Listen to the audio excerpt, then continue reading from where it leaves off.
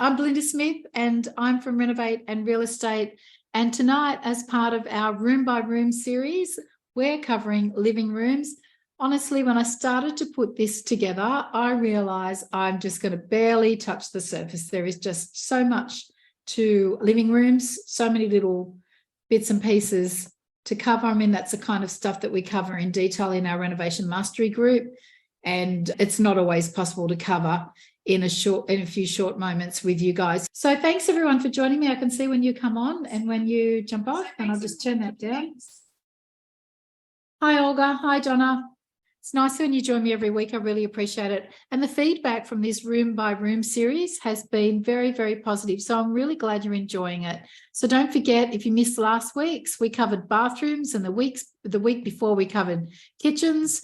And every room has its own little thing going on. It's important to nail it if you want to renovate for profit. Yeah, hi, Donna. Okay, so here's where we start. The layout and the aesthetics. What style, lighting, what kind of lighting? Lighting's really important in a living room. At the moment in my renovation, I'm really focusing on lighting because I'm in a fairly, I'll say it. You won't hate me for it. It's a well-to-do area.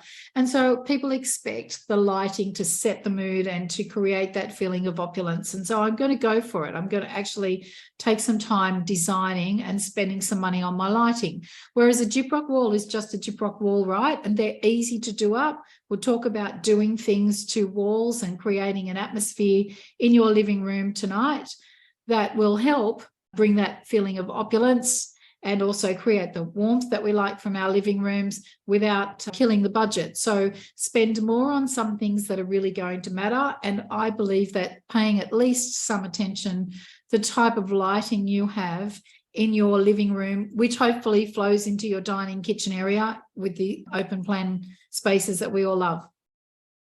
It's important to get it right. Scale, having the appropriate style, but also the appropriate sized furniture and artwork for the space. I'm noticing a few changes with artwork, and I'll talk about that a little bit more as well. Flow and function, guys. In the end, we live in these spaces. We have to be comfortable. Our family unwinds in a living room. So we're talking about, where the positioning of the TV. We're talking about warmth, particularly in the winter months. Are we warm enough? Do we have air conditioners? Do we have a fireplace? What's the location of that fireplace? If we don't have those, how are we keeping warm as a family? It really does matter to be comfortable in our own homes. As with everything, if you're on a bit of a budget, paint is going to be your best friend. If you've been blessed with a house that has internal bricks, while they're still on trend, paint them. They offer really nice texture. You can get that layering. They create warmth and interest. And hey, in many places, they're already there just begging to be painted. Please don't get attached to your dark bricks unless you want to feel dark in that space. Again, have a look at that really cute light. It's an up-down light, really, really nice. You see them used a lot outside, but at the same time, really cute in the lounge room like that on a wall. So it doesn't, jump in your face. It's white and gentle against that wall. The other thing I notice here in this particular picture, and I've just dragged this off Instagram in 2 seconds, is the texture in the rug, texture in the cushions, the repeated pattern here in the pot plant styling, pot plant on top of a book, layering of cushions, and the texture in the rug. Like really, it is all about creating warmth and a little bit of a pop of colour in amongst the neutrals. But yeah, paint is your best friend. Adding some interest, like these vertical posts in wood, is another thing. If you go to the Laminex range right now, there's a big range, and the EasyCraft range from Bunnings, there's quite a substantial range of fluted and also concave little pieces of wood. Some come in sheets and some come individually. Some you can wrap around something. There's some beautiful things right now. So think outside the square about how you're going to jazz up a boring space. And that kind of stuff doesn't cost a lot. Living rooms. The first thing that you'll notice as you walk into a living room is actually the floor. The floor through a living room, kitchen and dining room takes up it's like a big part of your eyesight. Like, it takes up a lot of space. It is very, very consuming. So you need to be very, very happy with your floor. On trend and very acceptable is, I kind of think it's great. It's like jeans at the moment, straight leg, wide leg, whatever we feel like. Flooring's a little bit the same. Tiles are acceptable.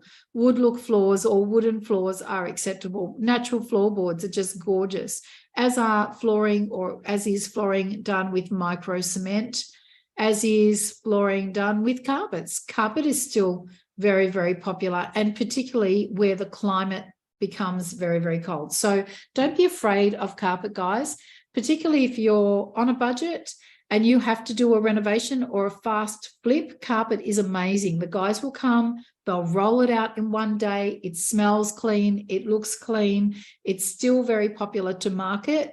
And in the end, that's what it's all about. So particularly if you're running a bit short on cash and you're left with doing the flooring and you're not sure what to do, please don't be afraid of using carpet. You need to draw attention to the one thing you want people to notice in a space, whether that be artwork, a lounge, whether it be colourful cushions. You need to draw your eye away from something that's not so spectacular, and styling is your best friend in living rooms. I've just popped a couple of quick photos up here in relation to what's in and what's out. First of all, wood and wood look floors, they're in. Tiles, micro cement or epoxy flooring, all in, all equally in. Character, warmth. I'm seeing a big resurgence in character. You're hearing a lot of people talking about farmhouse right now. Farmhouse, the reason it's so popular is it's very, very warm. It draws your heart and your soul as you walk into a space. Farmhouse. It's the same reason why coastal is popular, because it's relaxed and charming. So think about, making people feel at home, making them feel like they would love to walk across that room, lay on that lounge, put their head on that cushion and read a book. That's what it's all about. You are setting the stage. You are setting the scene. Character, warmth, lots of round coffee tables. The things I like about round furniture is they're not nearly as expensive as in comparison to you doing a renovation where you get all caught up in the fad of doing round kitchen bench tops, round island bench tops, round walls, round external walls. Understand, guys, those things are on trend, but they come at a cost, a build cost. If you want to get that kind of look, think about how you can introduce that look with your interior styling. So round coffee tables, round pots, even look at that, even the top of that little fan palm, whatever you call that, round. You can add it in lots of ways. And here's the other thing too, even though round is really on trend, it's not the only thing on trend. It is okay to have a nice rectangle coffee table. Just because it's in and you see a lot of it, doesn't mean in this day and age that that's exactly what you have to do and that nothing else will be considered as nice. I'm really seeing layers of texture. So in cushions, many, many cushions, probably too many for lounges. I love that look. Commonalities between patterns and colours across a room. I'm seeing lots of throws. I'm seeing artwork. What I'm noticing about artwork of late is I'm seeing a lot of groupings of smaller art popped together, either in gallery wall style or just in pairs, but I'm seeing less of the great big one piece of artwork that takes up a big, big wall, and I'm seeing more collections. And I'm seeing collections that look a little bit antique-y. So, don't throw out the old stuff, revisit it before you throw it out on cleanup and think, can I do up the frame? Can I pop this together with another piece of artwork that I have and make it really pop and make it really work? Loads of earth tones. The big leader has been this rust colour all through, well, actually coming straight out of summer, and it's gorgeous. And for autumn and through to winter, it just makes you feel warm. Love this rust colour. It in rugs, look at their rugs, cushions. It goes so, so well with natural wood. Wood too, pale colours are in, but don't afraid to go into a deeper oak colour or perhaps a white oak. White oak is lovely, can be expensive in some things. Just got a quote for a front door at $4,000 in white oak, but white oak is just gorgeous. Earth tones, pops of color. So use color sparingly. I'm still not a great big fan, particularly if you're selling, in grabbing a bright color and throwing it all over a wall.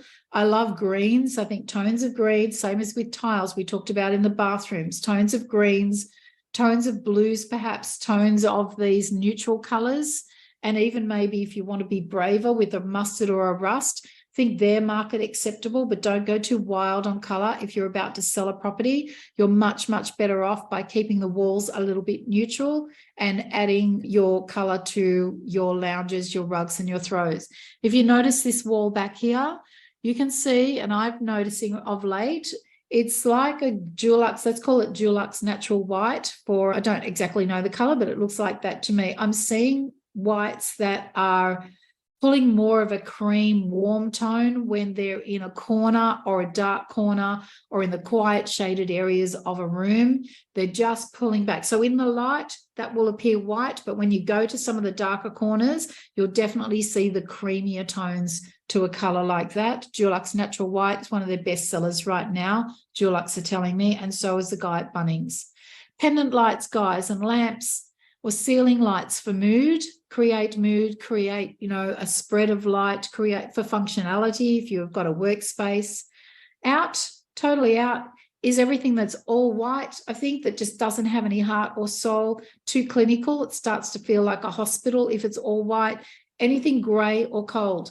If you've got gray, keep introducing some of these warm things like your rusts and your beiges and your layers of natural tones if you already have gray. There are a lot of people out there who went and put grey tiles right through their house, or they've got all grey. If it's something that you can't change easily, then make sure you warm it up. Add some wooden shelves, to a kitchen, perhaps add a cutting board, just anything to warm up that space. What's coming? Woohoo! Oh, look, there's more brushed metal, brass, copper, gold, just everywhere in lighting, wall sconces, ceiling lights, pendants. There is ornate furniture, I think, making a bit of a comeback. I'm seeing antiques sell fast on Facebook Marketplace, whereas they used to sit for a while. I'm seeing the mad trend of painting up antique furniture in different types of colours and having something that's a little bit different than the average Joe. I've seen tables like this in America, in homes that have a Spanish feel, and also homes that are a little bit farmhouse and Texan homes. So those three homes, I've seen this kind of stuff, and this is brand new to Adairs, came out this week, guys. So don't be surprised if you see a bit of curly wood going on, curly bases to lamps. There's a lot of this round stuff going on, little balls, let's call it what it is. It's all about the comfort. It's about the farmhouse, lots of lamps, the return of cream more than before, more than stark white, rust, brown tones, and doubles. Double coffee table, double round here, double rugging. One rug laid over the top of another rug is really popular right now. So don't be afraid to get two things and put them together. Double art. And I really enjoy this. I like this double rugging. I think it's really great too. If rugs come in a particular one size fits all and it doesn't fit your space, you can get a larger rug underneath, or you can shuffle them and offset them so that you see both the bottom rug and the top rug. Adds interest, adds warmth. There's another layer of texture. It's a really nice trend. So doubles are in. So I could have kept going, and I probably will do a session inside our Renovation Mastery group for our members. There's a lot to putting a really beautiful living room together. Start with the floor, or at least consider what your floor is before you move into anything else, and just start layering and incorporating all of your beautiful things. Think about functionality. Think about moving through the space. Don't overcrowd it, but don't underdo it as well. Otherwise, it's going to leave everyone feeling cold. So thanks, guys, for joining me tonight. And if you've got any questions, you can certainly pop them in the comments. There you go. Hi, Donna. Beautiful. Hi, Tracy. I'll see you soon. Hi, Karen. All right, guys. Thanks so much for joining me. Cheerio. Until next week. Enjoy your renovating. Get stuck in and don't let anyone tell you that it doesn't work or you can't do it.